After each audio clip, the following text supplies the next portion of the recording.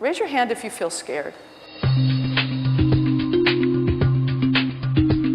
Right now, the average American does believe in climate change, but does not believe that that is the most important issue. They don't particularly care because it's beyond the horizon of their own lifetime. I'm here for my 2 boys. I am terrified for their safety. What we are in fact facing is a dire planetary emergency. We are essentially creating the 6th mass extinction period. So we have a massive industrial scale transformation that we have to make.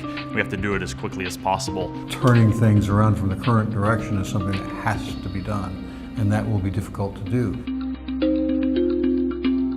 There's no one biggest obstacle. We have obstacles at every level. I think a lot of it's going to be political. Social organization. Shifting people's beliefs. Scale, and when I mean scale, like how many wind turbines, how many solar cells, how many nuclear power plants, how many geothermal stations. The biggest barriers to getting the right technologies in place are those that are built into our political and regulatory system now, because we're used to dealing with the fuels and technologies of the past.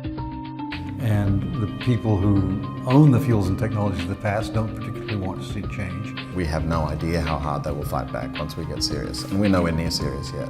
Change is hard for individuals, for companies, for governments, for all kinds of institutions, for humans. For every one call that they're hearing from an environmentalist, there are 10, 50, or 100 coming from opposition. The fact that you have major political campaign contributions coming from industries that don't want to see change happen, that can be a serious potential stumbling block. The exciting part to me is that once we get the CEOs of the big companies realizing if you want the lights on and all the equipment on in your factories and in your office buildings in the years 2020, you need to get to work.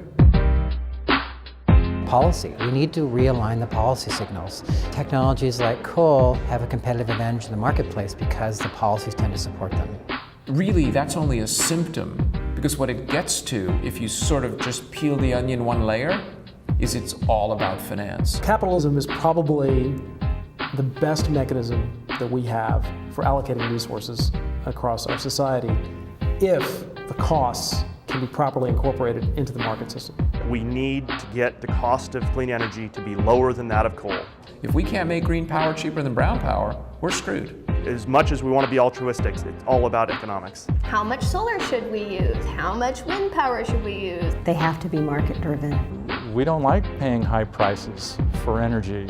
Energy is we view it almost like a public right to have cheap gasoline, cheap electricity, cheap. If we were to pay more, the real cost, we would find a lot of ways to start saving energy, and our bills would actually begin to go down. It's been very hard to move this idea, this urgent need, up on people's priority scale. We're a fight or flight species. If there's a tiger straight in front of us, our adrenaline pops up. This is a very different kind of a threat. A lot of people that have it's so big and complex that they're unwilling to get involved. Most scientists just don't want to get mixed up in a public debate, and I think that it is essential that they do that, especially because they often know much more than just about anybody else. It's purely a will-based thing. If we actually said we are going to hit this climate target, it's technically achievable and quite quickly. We've kind of gone in the last decade from a stage of denial or just being committed to business as usual to now acknowledging we've got a problem called climate change. We need to be designing the human operating system to take advantage of the technology. I've spent a lot of time thinking about energy efficiency, and that's maybe a third of the renewable energy conversion we need to make, 25%, and it's a fascinating problem because it pays for itself, yet nobody does it. A lot of people don't do energy efficiency just because they don't know what to do. We need to be able to express this in a way that people say, yes, I want it. If you win the hearts and minds, then the victory is assured. We cannot innovate our way out of this problem. Well, we have to innovate, but maybe more socially. It requires massive adaptation, and it needs all of us. We're in a crisis right now, and somehow in the last 100 years, our country has been able to mobilize around other threats. Unlike World War II, using that analogy where there was this common drive that united the country, we're not quite there yet. I don't think there are a lot of shared goals right now. How do we change our thoughts and mindset? How do we change our companies and our institutions? How do we rethink business? How do we rethink success? How do we make this a real movement all across America? Everything's impossible until it's not. I think it's going to be the fight of our lives.